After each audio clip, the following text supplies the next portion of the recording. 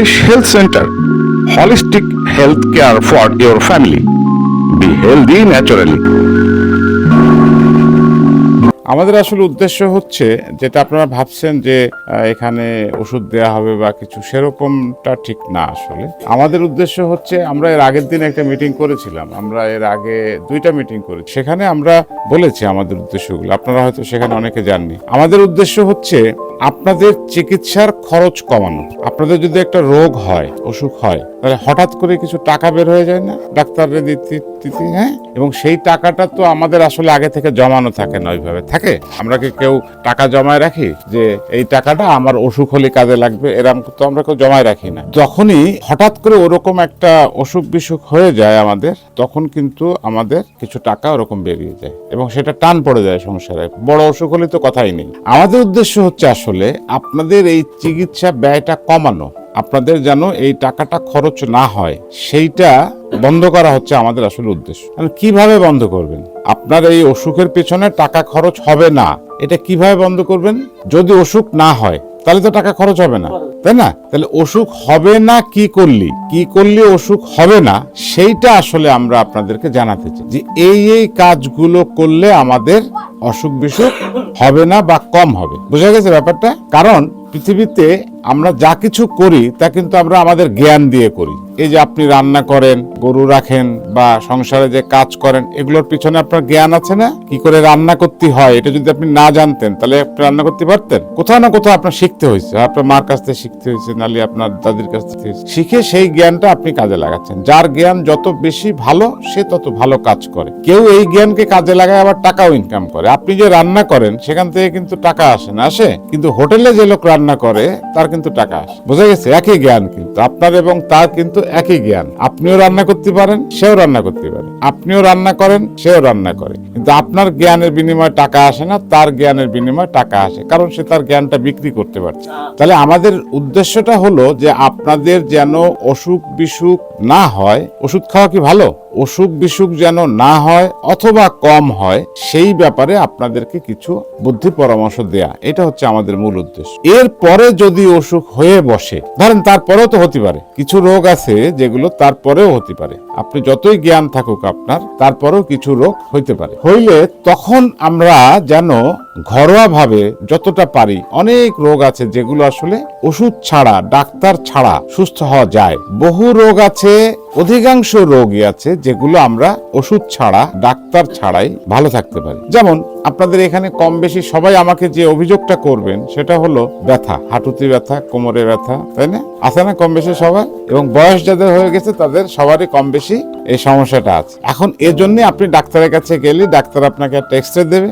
X-ray দিলে কি পাওয়া যাবে তা ডাক্তারও জানে, আমিও জানি। হাড় ক্ষয় হয়ে গেছে, তাই তো? বয়স বেড়ে গেছে, হাড় ক্ষয় হয়ে গেছে। ও দেখে বা না দেখে কিছু লাভ নেই, ও না দেখলেও আমরা বুঝতে পারি যে হাড় ক্ষয় হয়ে গেছে। ডাক্তার কি করবে? আপনারা কিছু ব্যথার ওষুধ দেবে, সাথে একটু গ্যাসের ওষুধ দেবে। ব্যথার ওষুধ হচ্ছে সবচেয়ে ক্ষতিকর। যত রকম ওষুধ আছে তার মধ্যে সবচাইতে ক্ষতিকর হচ্ছে ব্যথার ওষুধ। এটা কিডনিকে ড্যামেজ করে দিতে, লিভারকে নষ্ট করে দিতে, পাকস্থলীতে ফুটো বানাই দিতে পারে ব্যথার ওষুধ। ঠিক আছে? যদি আপনি একটানা বেশি দিন ব্যথার ওষুধ খান তাহলে এই সমস্যাগুলো হয়। কিন্তু এই ব্যথা আমরা কিছু ঘরোয়া ব্যায়াম এবং অন্যান্য কিছু পদ্ধতির মাধ্যমে সহজেই আমরা কিন্তু সারায় তুলতে পারি। শুধু আমাকে একটু জানতে হবে যে কি করতে হবে, এবং সেই ব্যায়াম করার জন্য যে আপনার মেলাটা কষ্ট করতে হবে তাও কিন্তু আপনি ঘরে বসে আপনার বিছানায় বা যখন এমনি বসে থাকেন তখনই আপনি কিছু টুকটাক ব্যায়াম করে নিলেই কিন্তু আপনার এই ব্যথা থেকে মুক্তি পাবেন। এবং ডাক্তাররা অনেক সময় বলে দেয় যে ফিজিওথেরাপিস্টের কাছে যান, থেরাপি নেন। থেরাপি মানে এক ধরনের ব্যায়াম, ঠিক আছে? ডাক্তার যেটা করায় দেয় আপনাকে সেটাই আপনি নিজে নিজে করলেন, এই আর কিছু না। ঠিক একইভাবে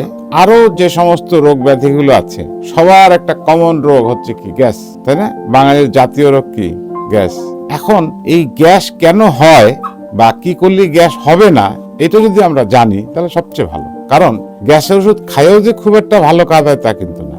প্রথমে 20 খাবেন, তারপরে 40 খাবেন, তারপরে ডাক্তার বাড়াতে থাকবে। প্রথমে 1 বেলা, তারপরে 2 বেলা, তারপরে 3 বেলা।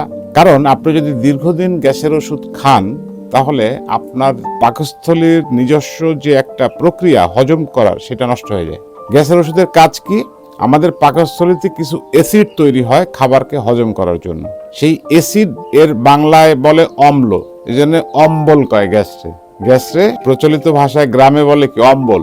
অম্বল মানে হচ্ছে অম্ল, অম্ল মানে হচ্ছে টক, অ্যাসিড হচ্ছে টক স্বাদের, এই জন্য অ্যাসিডের আর এক নাম হচ্ছে অম্ল।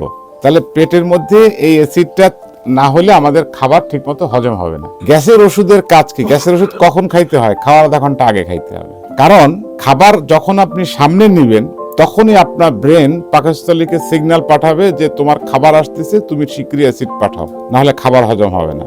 তার মানে খাবার পৌঁছানোর কিছু আগেই পাকস্থলীতে কিছু অ্যাসিড এসে জমা হয়, যেটাকে আমরা বলি ডাইজেস্টিভ জুস। ওর মধ্যে অনেক ধরনের উপাদান থাকে। গ্যাসের ওষুধের কাজ হচ্ছে সেই অ্যাসিডটারে নিউট্রাল করে দেওয়া, মানে অ্যাসিডের কাজটাকে নষ্ট করে দেওয়া। গ্যাস হলে কি হয়? ঢেকুর ওঠে, গলা বুক জ্বলে, তাই না? অ্যাসিড রিফ্লাক্স মানে গলা পর্যন্ত টক ঢেকুর উঠে আসে। গ্যাসের ওষুধ যে ওই গ্যাসটারে নিষ্ক্রিয় করে দেয়, মানে ওর আর কাজ করার ক্ষমতা থাকে না। তার ফলে কি হয়? খাবার আর হজম হয় না, কারণ খাবার তো হজম করবেই ওই গ্যাস, ওই অ্যাসিডটা। সেই অ্যাসিডটা আপনি আগেই ওরে নিষ্ক্রিয় করে দিচ্ছেন। ফলে আপনি যখন দীর্ঘদিন গ্যাসের ওষুধ খাবেন তখন একটা সময় যে গ্যাসের ওষুধে তো আর কাজ হবেই না, আপনার পাকস্থলীতে ওই যে হজমের যে উপাদান যেগুলো খাবারকে হজম করে সেগুলো আর ঠিকঠাক মতো নির্গত হবে না। ফলে আপনি সারা জীবন এই গ্যাসের সমস্যা নিয়ে চলবেন, যা খাবেন তাতেই গ্যাস হবে। বুটবাট আজকে 2 দিন নরম পায়খানা, 3 দিন শক্ত পায়খানা, তারপর দিন পায়খানা বন্ধ।